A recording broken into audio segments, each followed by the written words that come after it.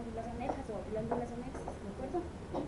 La función del aparato digestivo es lo más importante, la fisiología, la función, la transformación de moléculas complejas de los alimentos en sustancias simples y fácilmente utilizables por el organismo.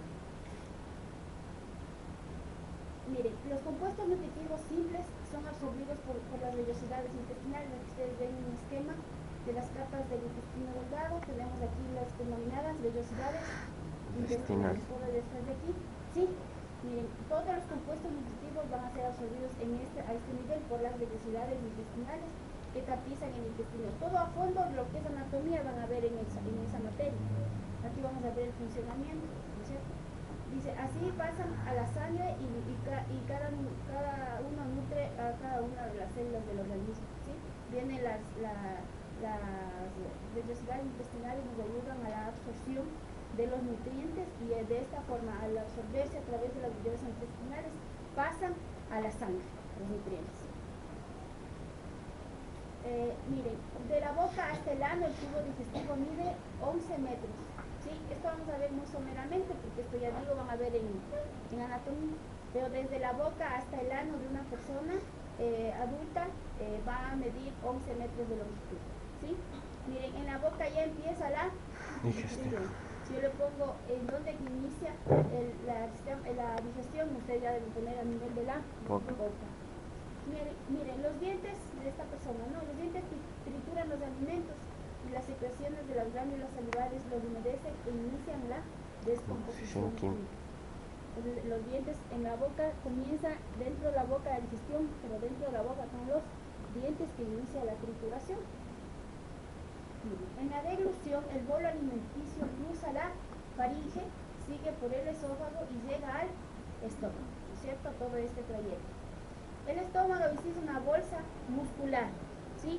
El estómago tiene una composición muscular y la capacidad es de 1,5 litros de capacidad, ¿sí? Cuya mucosa secreta un potente jugo gástrico. Lo más importante de aquí es que el estómago, ¿sí? Tiene una capacidad de 1,5 litros, ¿sí?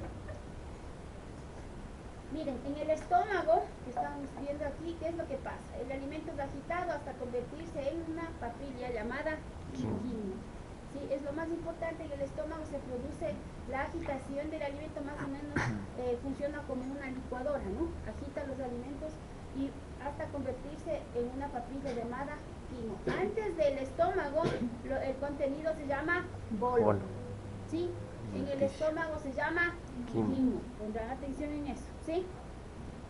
Bien, luego del estómago el tubo digestivo se prolonga con el intestino delgado, ¿cierto? En la primera porción del duodeno, el intestino delgado tiene primera porción, segunda y tercera porción, que es duodeno, yeyuno e ilion, ¿no es cierto?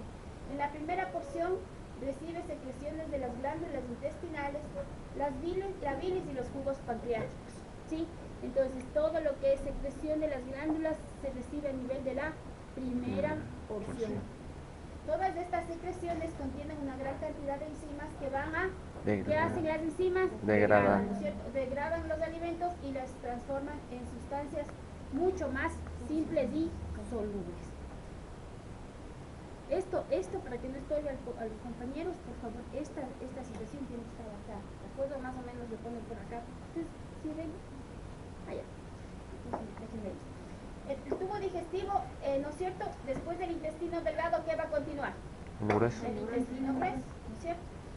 Su porción final es el recto, ¿no es cierto? La parte final del intestino grueso. ¿Y que termina en el ano? Una cosa es recto y otra cosa es ano, ¿no es cierto? Este es el recto, ¿sí? Todo este tubito. Y la parte final es el esfínter anal, ¿sí? ¿De acuerdo? Su porción final es el recto que terminará con el ano, por donde se evaporará al exterior los restos que son indigeribles y que se llama deposición. Más o menos con una somera descripción anatómica, ¿no es cierto? El tubo digestivo está formado por la boca, el esófago, el estómago, el intestino delgado, que se divide en ¿qué? Duodeno, yeyuno e ilion. El intestino grueso, que se compone también de ciego, apéndice, colon y recto, ¿sí? Miren, el hígado estamos aquí, presenta lo más importante del hígado es que tiene su vesícula, ¿no es cierto? La vesícula biliar. Y miren, el páncreas que está aquí, sí, forma parte del intestino, aunque no del tubo digestivo, ¿ya? Forma parte del aparato digestivo, que es otra cosa que el tubo digestivo. Entonces, miren, aquí vamos a ver que esta secreción de la bilis y esta secreción del páncreas van a ir hacia qué parte del intestino delgado. ¿En dónde desemboca la vesícula y dónde desemboca el conducto pancreático? En el duodeno. Si yo les digo, desemboca en la segunda porción del intestino delgado, ¿es verdadero o falso?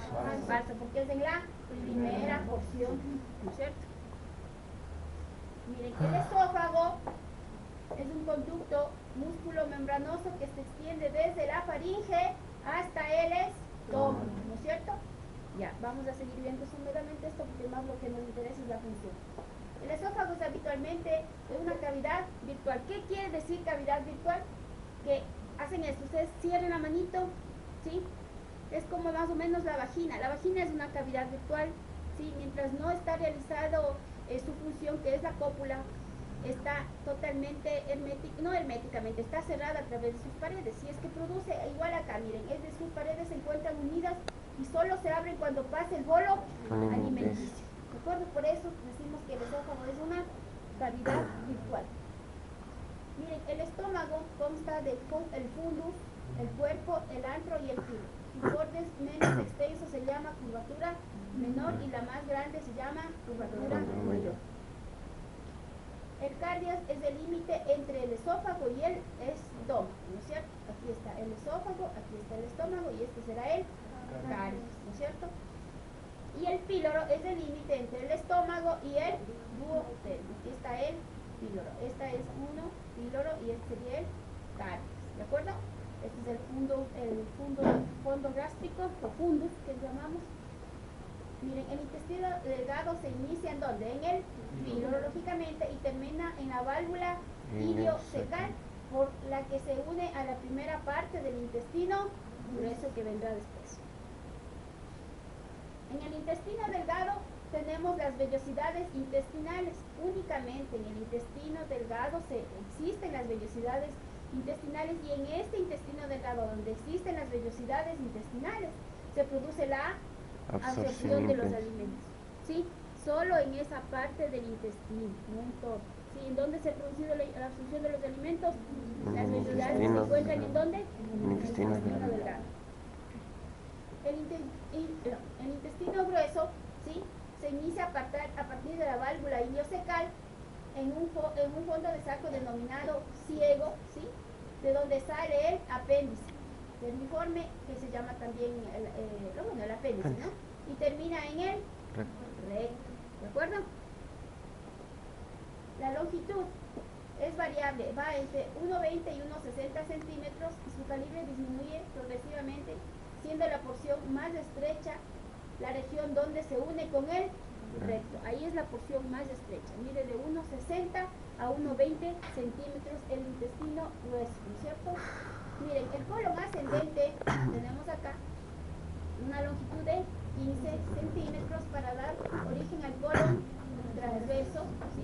Con una longitud de 50 centímetros, originándose luego el colon descendente, que tiene 10 centímetros, ¿no es cierto? Tenemos 15, 50 y 10 centímetros.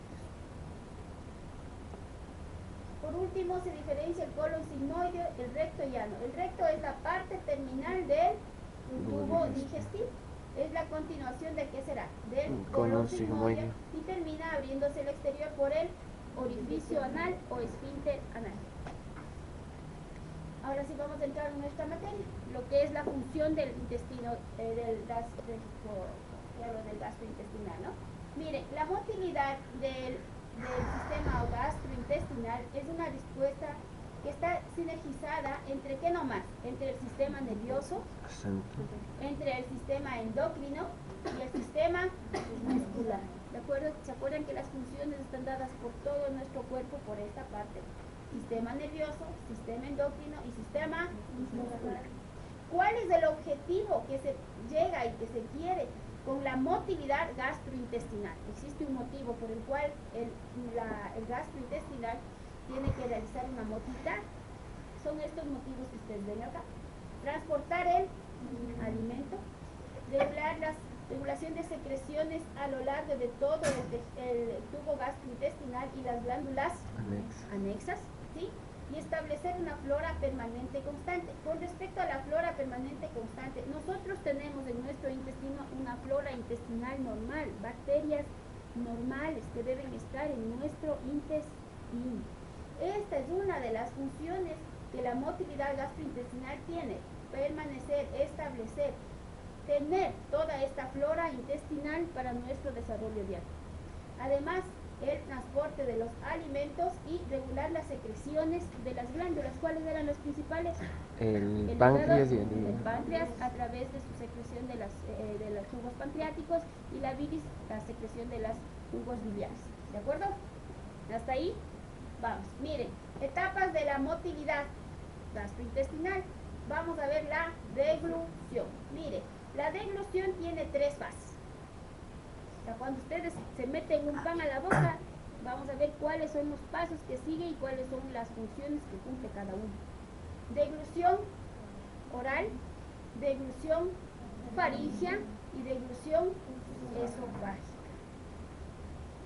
Miren, vamos a ver la fase oral, vamos a ver fase bucal, vamos a ver la fase oral o bucal. El bolo se proyecta hacia atrás, empujado por la lengua, disparando el reflejo. Miren. El reflejo, la fase oral de la deglución, la fase que comienza en la boca, es voluntaria, ¿no es cierto? Ustedes voluntariamente se meten adentro y hacen esto. Ustedes tragan la saliva, eso es voluntario. Si no quieren tragar la saliva, no la hacen, ¿no es cierto? Entonces, miren, ¿qué es lo que pasa? Para nosotros hacer una fase oral tiene que estar ocluida la cavidad oral. Es muy difícil que ustedes puedan hacer una deglución, tragar, mientras está la boca abierta. Si quieren, traten de hacerlo, pues no van a poder. Tiene que estar ocluida la cavidad oral. ¿Y para qué sirve que esté ocluida la cavidad oral? Es que de esta forma gana presiones dentro de la cavidad oral, ¿no es cierto? Si ustedes abren la boca y tratan de tragar, no pueden, ¿cierto? Si ustedes tienen la boquita cerrada y tragan, meten un poquito de saliva, ustedes van a poder hacer. Y esto es gracias a que nosotros, cerrados la boca, podemos ganar presión dentro de la cavidad oral. Aquí está nuestra maqueta, aquí está, ¿no es cierto?, el bolo, ¿sí o no? El bolo alimenticio, ¿sí ven? ¿De acuerdo? Ya, miren, dice, cuando el alimento va a pasar de la cavidad oral hacia la faringe, de aquí hacia acá, ¿sí?, la lengua se va apoyando en el paladar duro, ¿cierto? A ver, traguen ahorita un poquito de saliva. Ustedes van a sentir que la lengua se apoya ¿a qué paladar? Al duro. Y al contraerse la lengua va a impulsar el bolo alimenticio ¿hacia dónde? Hacia la faringe. ¿De acuerdo? Esa más o menos es la fase oral. Y también teníamos que tiene una fase faríngea. Fase faríngea. El esfínter esofágico superior se relaja, la epiglotis cierra la laringe, ¿no es cierto? Aquí tenemos ¿ven? La epiglotis, ¿sí? ¿Ven? Que está cerrando la laringe. Esta parte de acá es la laringe. Esto, si es que no se cerraría, el bolo alimenticio pasaría hacia la parte respiratoria, que es la laringe, ¿sí? Entonces, vamos a ver en nuestra diapositiva. Miren, en la fase faríngea es garantizar que el alimento continúe el trayecto hacia el segmento inferior y no a las vías respiratorias, ¿cierto? Entonces, este es el objetivo, de que el bolo, el alimento pase hacia el segmento inferior y no hacia las vías respiratorias. Miren, el paladar blando se va hacia el paladar duro, ¿sí ven? Cerrando la bucofaringe de la rinofaringe. Esta de acá es la rinofaringe, esta acá es la bucofaringe.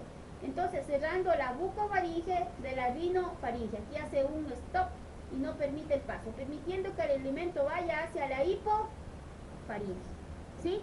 Entonces, en este caso, cuando vamos a la fase faríngea, ¿no es cierto?, que nos ayuda es garantizar el trayecto del paso hacia la parte inferior o a la hipofaringe y no a las vías respiratorias mediante el cierre de la epiglotis. el paladar blando se va hacia el paladar duro, ¿no es cierto? Cerrando la bucofaringe de la rinofaringe. Esto de aquí para arriba, rino, porque va hacia arriba, y buco hacia abajo. Cierra y permite entonces el paso del alimento y se va hacia la hipofaringe. Miren, en la fase faringea continuamos. Estos eventos de la fase faringea tienen un control a nivel de ¿dónde? Del bulbo raquídeo. Si una persona tiene un accidente y se lesiona el bulbo raquídeo, no tendrá esta facilidad de realizar la deglución, ¿no es cierto? Faringea. Aquí se encuentra el centro de la... ¿En dónde? En el bulbo raquídeo. El centro de la deglución tiene un efecto, miren, inhibitorio sobre el centro inspirado, de la inspiración. Miren, por un breve plazo de más o menos 0.5 a 1 segundo. Es decir, mientras el centro de deglución está efectuándose la deglución, se produce una inhibición del centro de la inspiración. Es decir, cuando ustedes están deglutiendo, no pueden respirar, porque si no se atragantarían, ¿no es cierto? Y ese tiempo que inhibe el uno y se produce el otro es de 0.5 a 1 segundo, solo 1 segundo. Entonces ustedes traguen y 1 segundo se quedan sin inspirar, ¿no es cierto? Porque cuando nosotros hacemos la deglución, ¿sí? Inhibimos el centro de la inspiración. Por eso dice que el centro de la deglución tiene un poder inhibitorio sobre el centro de la inspiración. ¿Sí? ¿Y que dura cuánto? De 0.5 a 1 segundo. Medio segundo a 1 segundo. Si en el lapso de tiempo no se realiza su transporte, miren, puede ocurrir un atragantamiento. ¿De acuerdo? Y habíamos dicho que hay una fase esofágica. Aquí tenemos fase esofágica. Miren, ya estamos en el esófago. El bolo es empujado por las contracciones peristálticas ayudadas por la gravedad, ¿no? Miren, cuando el alimento alcanza el tercio superior del esófago, la deglución impulsa el alimento y distiende la pared del esófago. Así, aquí están viendo cómo está distendiendo la pared del esófago, ¿cierto? Entonces, al distenderse la pared del esófago, se producen ¿qué? Ondas primarias del esófago, las que tienen, ¿sí?, un efecto de peristaltismo. Ustedes han visto el peristaltismo a nivel del intestino. El peristaltismo es hacer esto para que la parte, la sustancia que esté en el intestino avance hacia adelante, ¿no es cierto? Entonces, mire, aquí dice, cuando el alimento alcanza el tercio superior del esófago, ¿cierto? La deglución, cuando nosotros tragamos, distiende la pared del esófago. Aquí está distendiendo la pared del esófago, ¿sí? Produciendo ¿qué? Ondas primarias. Estas ondas primarias son las que van a producir el peristaltismo, ¿sí? Dice, de transporte, este peristaltismo transporta desde la parte alta hasta la parte baja este bolo. Esto genera una presión de ¿cuánto? De 75 milímetros de mercurio, permitiendo impulsar el alimento hacia la región del estómago. Entonces, ¿cuánta presión tendrá que ejercer para que pase de arriba hacia abajo?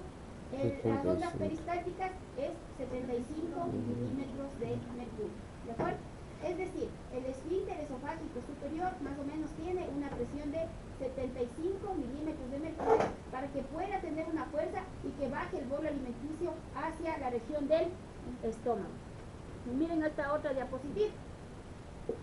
Cuando está viajando la onda primaria a nivel del esfínter esofágico inferior, hay una disminución de la presión, de arriba hacia abajo. Miren, el viaje de la onda primaria hasta el esfínter esofágico inferior tiene un promedio de 8 a 10 segundos, es decir, de aquí hacia acá, ¿sí? Tiene el periodo de 8 a 10 segundos para atravesar el bolo alimenticio. Eso es tiempo en el cual el alimento debe alcanzar la cavidad estomacal, es decir, desde arriba, desde el esfínter esofágico superior al esfínter esofágico inferior, ¿cuánto tiempo se demora el bolo en llegar? De 8 a 10 segundos. Miren, si con las ondas primarias quedan algunos alimentos, se supone que cuando pasa el bolo alimenticio, ¿no es cierto? Sí, como dijimos anteriormente, miren, pasa el bolo alimenticio y se produce una onda primario, ¿no es cierto? Venimos acá. Viene el bolo alimenticio, se produce una onda primaria. Y la presión que tiene que ejercer hacia aquí es de 75 milímetros de mercurio. Entonces, para que pase de aquí hacia abajo se producen las ondas peristálticas, ¿no es cierto? El peristaltismo, ¿sí? Y baja el bolo de arriba hacia abajo en un promedio de 8 a 10 segundos. Miren, si las ondas primarias, con las ondas primarias, con todas las ondas primarias, tiene que todo el bolo atravesar hacia el estómago y no quedar nada de bolo. Pero, dice aquí, si con las ondas primarias quedan algunos alimentos en la luz del esófago, ¿sí? Ese bolo que quedó tiene que irse hacia el estómago. Y como ya no están ejerciendo las ondas primarias, vienen las ondas secundarias. Por eso dice acá, con las ondas primarias quedan algunos alimentos en la luz del esófago y deben ocurrir ondas secundarias para el aclaramiento esofágico o vaciado esofágico. Aclaramiento esofágico quiere decir que no ha quedado nada de bolo alimenticio dentro del esófago. ¿De acuerdo? En resumen, ¿no es cierto? Tenemos ondas primarias cuando atraviesa el bolo alimenticio, ¿no es cierto? Y se produce un peristaltismo para que pase del esfínter esofágico superior al inferior. ¿Cuántos milímetros de mercurio teníamos en las primarias? 75. Cuando se va y se vacía todo el bolo alimenticio en el estómago, se realiza con las ondas primarias. Pero cuando queda resto de bolo alimenticio en el esófago, tienen que actuar las ondas secundarias. Entonces, ¿qué es el vaciamiento, aclaramiento esofágico? Es que el esófago se queda sin bolo alimenticio. ¿Hasta ahí entendido? Miren, vamos a hablar nuevamente del vaciamiento o aclaramiento esofágico. Ustedes ya saben que es que el esófago se quede sin bolo alimenticio. Porque si tenemos restos de bolo alimenticio, tienen que actuar las ondas secundarias. Perfecto. Miren, el alimento que ha quedado en el esófago genera ondas secundarias que van a permitir que el esófago no contenga ningún tipo de alimento. Eso se llama aclaramiento esofágico. Estas ondas, es decir, las secundarias, miren cuánto tienen. Llegan hasta 100 milímetros de mercurio. Las primarias, ¿cuánto producían? 75 milímetros. Es decir, son más potentes y más eficaces que las ondas primarias. Lógico, porque si las ondas primarias con esa presión no pudieron vaciar todo el esófago, tendrá que venir algo mucho más fuerte para que pueda vaciar el resto de bolo. ¿De acuerdo? Cuando estas ondas secundarias se generan en forma incoordinada, lo normal es que se hagan ondas secundarias coordinadas. Cuando se hacen en forma incoordinada, miren, el esófago experimenta contracciones en diferentes segmentos, lo que genera espasmos muy intensos y produce dolor. Ahí es cuando produce el dolor de esta parte de acá. Es el dolor esofágico.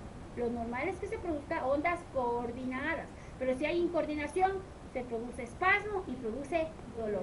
Todo lo que produzca espasmo en el útero, por ejemplo, cuando la mujer está con la menstruación, dice, ay, me duele la barriguita, entonces eso se llama dismenorrea, y eso se produce generalmente porque el útero, al tener sangre adentro y querer expulsar, hace contracciones más fuertes para poder expulsar la sangre del útero, es decir, hace contracciones espasmódicas, lo mismo que está pasando acá, y al producir contracciones espasmódicas se produce dolor.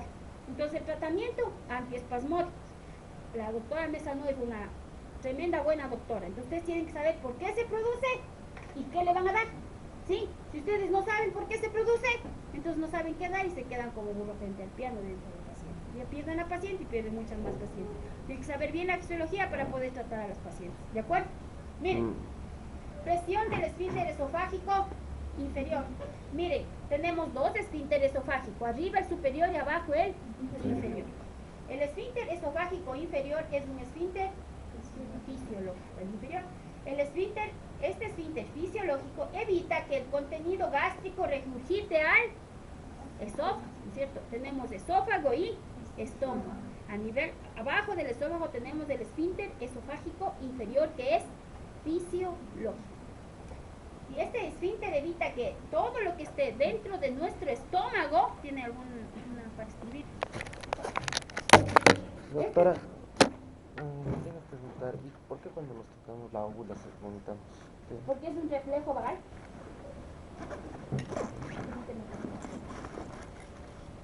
A ver.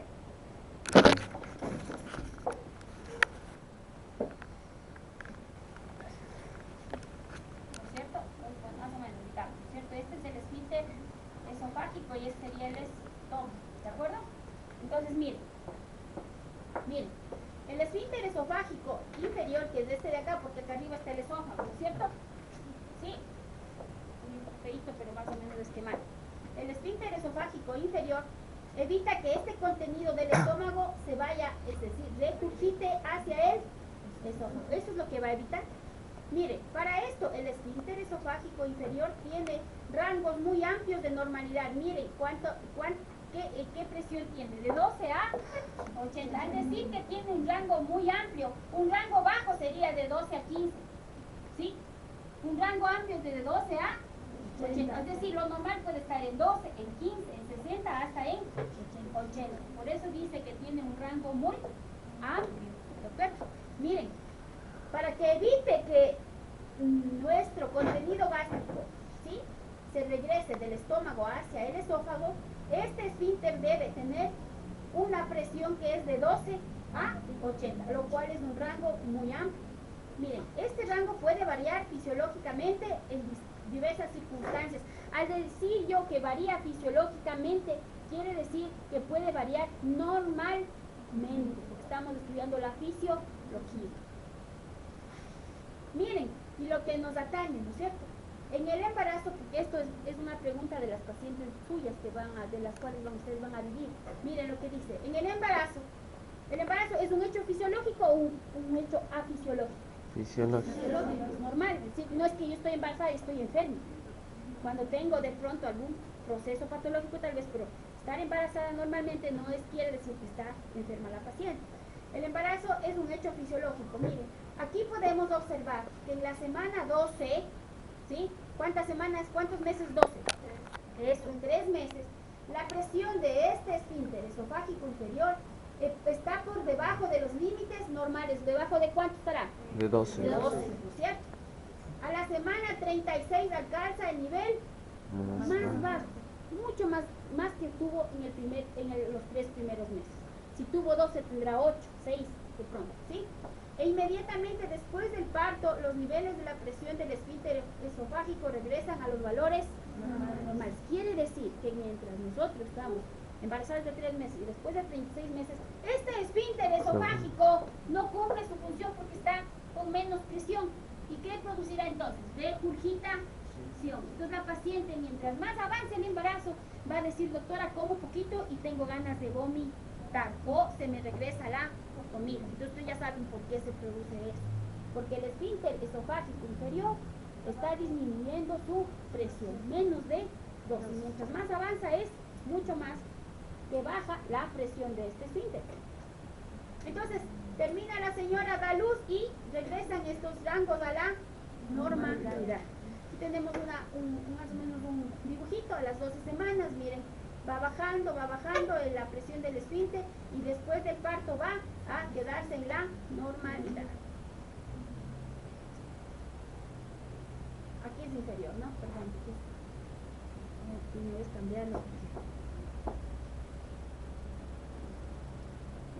Después cambio.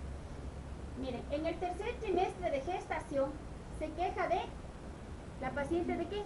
De regurgitación. ¿Saben lo que es regurgitación? Vomita. Ya, bueno. Esto es porque durante el embarazo este esfínter está trabajando debajo de los límites normales. Las fibras musculares del esfínter esofágico inferior van a ser sensibles a un conjunto de ¿qué nomás? Hormonas, neurotransmisores, alimentos y fármacos. Todo esto, hormonas, neurotransmisores, alimentos y en especial fármacos, van a actuar a nivel del esfínter esofágico inferior. Es decir, si yo tengo una paciente que está vomitando, ¿sí?, voy a darle un medicamento y este medicamento va a actuar a nivel de ¿dónde? Del esfínter esofágico inferior. Entonces, si yo doy un medicamento, tengo que saber dónde va a actuar. Si doy un medicamento, tengo que saber qué va a producir, qué efectos secundarios me puede dar, qué efectos buenos me puede dar, dónde va a actuar. Si es que yo no sé, mejor busquen otra profesión. Si yo manejo 5 fármacos, de esos 5 fármacos tengo que manejar. Nuestra profesión, bueno, yo soy ginecólogo, la profesión nuestra, sí, es manejar pocos fármacos, pero manejarlos bien, porque son fármacos que ustedes van a actuar con pacientes embarazados, no solo con uno, sino con 2. Entonces, si yo sé que mi paciente está vomitando, tengo que saber dónde va a actuar el medicamento que voy a dar, ¿de acuerdo? Cada uno de estos grupos pueden incrementar la presión y otros pueden disminuirla. Miren, vamos acá, a fármaco, ¿sí? Si yo digo, generalmente la metoclopramida que yo doy a mi paciente, o el Teacil que doy a mi paciente, me dice que estoy precipitando, estoy vomitando, voy a darle algo para que no vomite, será la metoclopramida. Si este esfínter esofágico está con la presión baja, tengo que dar algo que aumente la presión. Entonces debo dar fármacos que aumenten la presión. Daría yo la metoclopramida, que es un medicamento, ¿sí?, que no está contraindicado en el embarazo, por ejemplo. Entre otros, por ejemplo, varios otros. ¿Qué disminuye, qué aumenta la presión? Miren lo que disminuye la presión. ¿Qué alimentos? Grasas. Entonces a mi paciente que está embarazada y está regurgitando, le daré grasas, le daré chocolates, le daré que tome menta o alcohol. No. Porque va a bajar más la presión de este esfínter esofágico. Pero le diré que tenga un alimento rico en proteínas. Proteínas tenemos en las carnes. Le diré que baje grasas, que baje pan, papas, arroz, pero que aumente proteínas. Vamos a ver ahora del estómago, ¿no es cierto? Capas del estómago. Esta tenemos un corte, tenemos la serosa afuera, la muscular y la mucosa. Mucosa, siempre acuérdense del moco hacia adentro, muscular en la mitad y la serosa que la recubre, ¿no es cierto? Estas son las capas del estómago, algo muy somero. Si cogemos esta capa muscular, ¿sí?, y la llevamos a otra diapositiva y la dividimos, vamos a ver que la capa muscular posee 3 capas a la vez. Aquí tenemos la serosa que desciende delante, ¿no es cierto? Miren, la serosa hacia afuera, ¿sí?, muscular y mucosa. Cogemos la muscular y vemos, nuevamente, serosa, y tenemos 3 capas. Una capa longitudinal externa, si ven la verde, ¿sí?, una capa circular media, la celeste, ¿sí?, menos intensa, y una capa interna o pues tenemos la serosa, la muscular que tiene 3 capas, una longitudinal externa, una circular media y una oblicua interna. Y acá está la mucosa, ¿sí ven? Esta parte de aquí, esa parte sí entendieron. Cogemos el músculo, lo abrimos y vemos serosa, muscular y mucosa. La muscular tiene 3 capas, externa, media e interna. Externa longitudinal, media circular y la interna oblicua. ¿De acuerdo?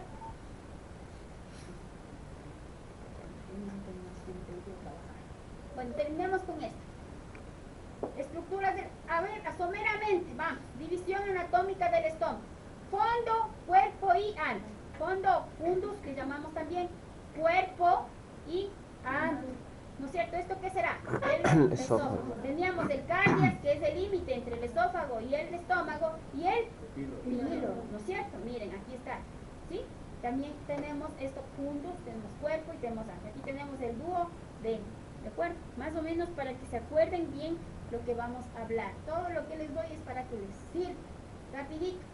Según la motilidad se divide en 2 regiones el estómago. ¿No es cierto? La región bucal y la región... Bucal digo, no de la boca esta, ¿no? Estoy diciendo de la bucal de aquí del estómago. Para que el estómago tenga una motilidad, este tiene que dividirse en 2 regiones, ¿cierto? Región bucal y región caudal. Veamos esto y nos vamos. La región bucal es proximal. ¿Qué comprende la región bucal? Miren, comprende el fondo o fundus y la porción proximal del cuerpo. Hasta aquí más, ¿sí? La pared de esta parte de la porción bucal del estómago es una capa muscular muy delgada. Miren, en cambio tenemos una región bucal y una región caudal. Y la región caudal es lógicamente distal y constituye ¿qué? porción distal del cuerpo y el ano. Entonces, dibujando fundus y parte proximal del cuerpo será la parte bucal del estómago, ¿no es cierto? Y la región caudal o distal constituye la parte distal del cuerpo y el ano. La diferencia es que la muscular, sí, de esta parte bucal del estómago es delgada, en cambio, de la parte distal o caudal, miren, la pared muscular es gruesa y produce contracciones más fuertes. Entonces, ¿qué parte del estómago se contraerá más fuertemente? ¿La caudal o la bucal? Caudal. Muy bien. Ojalá si fuera. Sí. Miren, en el estómago cuando llega el alimento se cumple una función motora eminentemente y esta función motora se da en dos fases. Fase digestiva y la fase interdigestiva. Y nos quedamos en esa acuerdo. ¿Sí? Entonces,